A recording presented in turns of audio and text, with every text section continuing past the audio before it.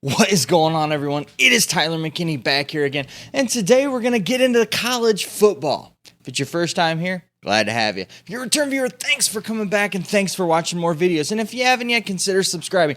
Now, let's move on to the polls, because we've had like 4 or 5 different polls just to figure out which team I'm going to go ahead and follow this week.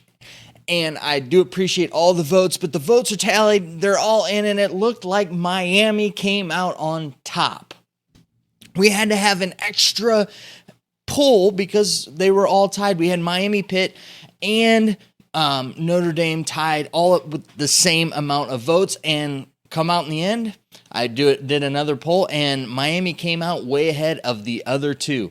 So they'll be who we'll be covering. I will go ahead here, and then the next day or so, you'll see my breakdown of their very first game of the season, and you're going to see some different things, some breakdown of stuff. I'm actually glad that we're going to get into some football and actually talk about football, what's happening on the field. I feel like, really, since the last week of the XFL, all I've been talking about is speculation, what I think about this, what I think about that. It's actually nice that we're going to get into some nitty-gritty, and I'm loving it. And I'm actually loving that, you know what, I'm going to be able to sit down and actually watch some games of football this week. Hopefully there should be some good games. There's some games on the schedule that are intriguing to me. This week is definitely a week. It's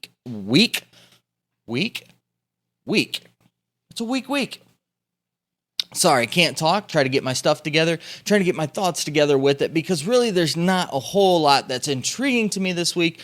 It's just that we're finally going to start to see some of these bigger teams, Power 5 teams, play and see where they actually do stand amid all of just the craziness that we've had throughout this off season, whether it be teams not playing, now they are playing, but they aren't, or, they're practicing, but they aren't practicing. They didn't have spring camps, spring training, so to say, spring practices and spring games like that.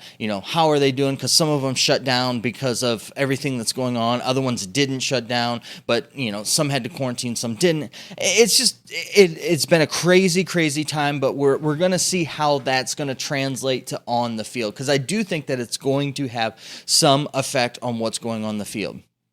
Now, before we get into breaking down, looking at any games, I do appreciate all you guys who have been here and continue to be here. I know I did a video that was a little bit different than my norm, and if you want to check it out, go ahead. You can see it on my channel, and that with it. If you like that kind of thing, if you want me to keep looking and doing that type of stuff, let me know down in the comment section. I really do appreciate all the support, all of you that have been sticking around doing that. It's my own personal opinion. That's how I feel. And I do appreciate those of you who have been having a conversation with me down there with it. It's really nice and refreshing to see that there are some of us that can actually sit down at the table and have a discussion like adults.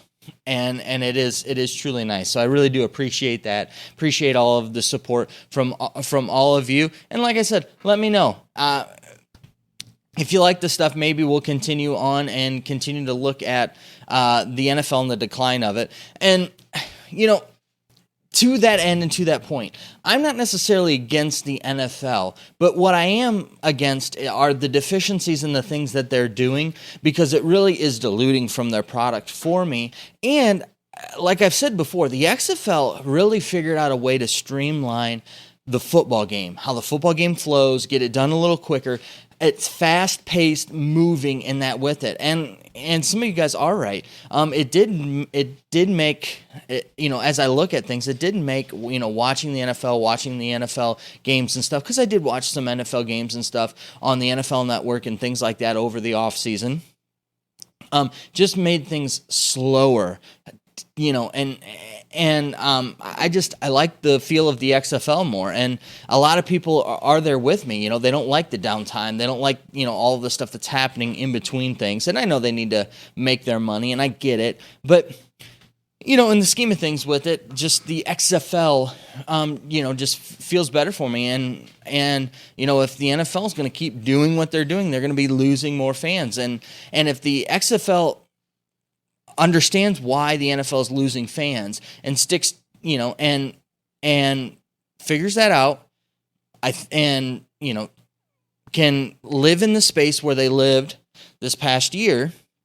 I think that they could really pick up a lot of fans and really bolster what they've been doing and bring on those disgruntled fans and really have an opportunity on their hands. But we'll see what happens. That's further down the road. We don't even know anything that's going on. They haven't come out with anything yet. I've been waiting to hear kind of the first things that are coming out with what they're doing with the XFL, because my XFL coverage isn't going away anytime soon. So we're going to definitely continue on with that. Now let's get to a few games here on the schedule on the slate that are intriguing to me and ones that I do want to hit up here.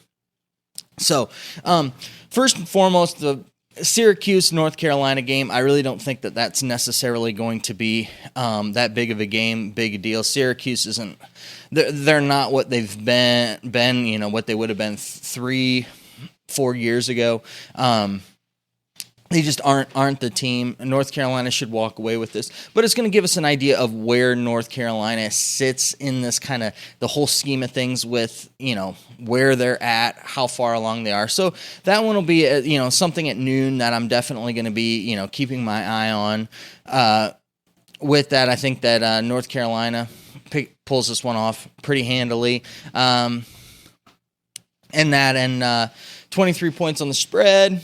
I think that they could probably win by more than that. It just depends upon, how they get things around and when they decide to shut things down, or if they're gonna, keep starters and keep people in that way. They've had a really, really good recruiting class, so they got a lot of good young guys that maybe they'll get in and get some time. And the nice thing is that this year, especially this year, because a lot of teams aren't playing as many games as they have in the past, that 4-game red shirt is really going to look really nice for a lot of teams this year. It gives them an opportunity to really utilize some of these younger players, then shut them down, or save some of these younger players to later on in the season, and they've only missed a few games. And what it does is, so they don't play them early, but they give them an opportunity to kind of develop into, the offense or develop into the defense. Usually it's the offense that's a little bit more behind. So, guys that aren't ready for game 1, game 2, game 3, but, are coming on, now you can start getting them into the games, come game 7, 8, 9, and 10, and have them play towards the end of the season, and still keep the red shirt. So it's a really nice thing, and I think that that's something that North Carolina is a team that really could use and do it, because they've got a lot of talent on their team, and they have a really good squad there with it. But it's like you don't want to blow some of those red shirts on some of those studs that you have. You really want to be able to keep their eligibility for you. So we'll see where it happens from there. Duke Notre Dame's another one. Just again, it's the same idea. Where's Notre Dame at? And Duke they're an all right team. And so it'll be interesting to see how Notre Dame handles this and that with it, and especially with it being their first year in the ACC and things of that nature. I think that I'm really kind of intrigued how they're going to do with a full ACC slate schedule, because they're used to playing some ACC teams, but some different teams in that too. And so it's funny though, they went to a full ACC schedule and their schedule actually got easier, but we'll see how that kind of transpires with it. That one's kind of another game for me that'll be kind of at 2:30, be kind of poking my eye at, and that with it, not a whole lot there. If I had to go through and let's make a prediction on that one, we're looking at, 20-point game here. I could see that one getting ugly very, very quickly for Notre Dame. So I don't really see a whole lot going on there. The one game I am really intrigued about though this week, and it really has a lot of it is to see where this Georgia Tech team is at and where this Florida State team is at. Now, Florida State's, 12.5 points is what they're giving up.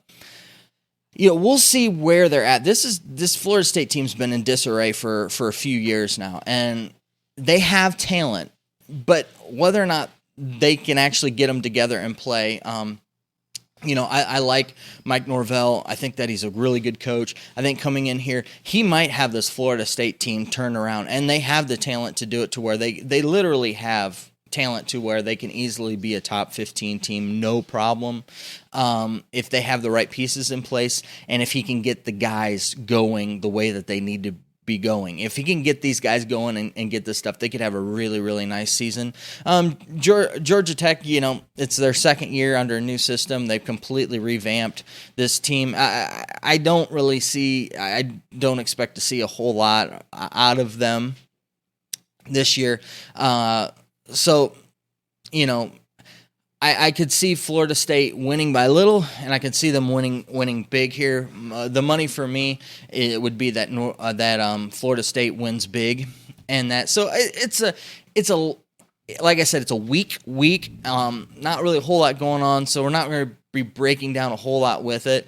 And this upcoming week, we're going to be getting into some more games. We're going to have some more teams playing, next week. So we'll definitely be getting more into these kind of my thoughts, breaking down games, previews of games, and things like that. So you're definitely going to get more of that type of content coming up. And remember, guys, I've got one more team yet to unveil, and I'll be doing that this week. My last and third final team that I'll be covering, because remember, FAU, Florida Atlantic University Owls, will be covering.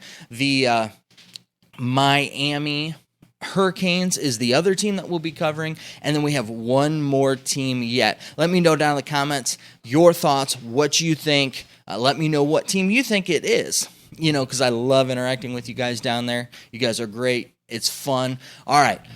Whew, that was a lot. I know I went in a bunch of different places, but I want to cover a whole lot fairly quickly, so hopefully you were able to follow with that. Let me know, though, like always, down in the comment section. All right, guys, I know that you're busy. I know that I'm busy, so let's get on out of here. You have a good night. Bye.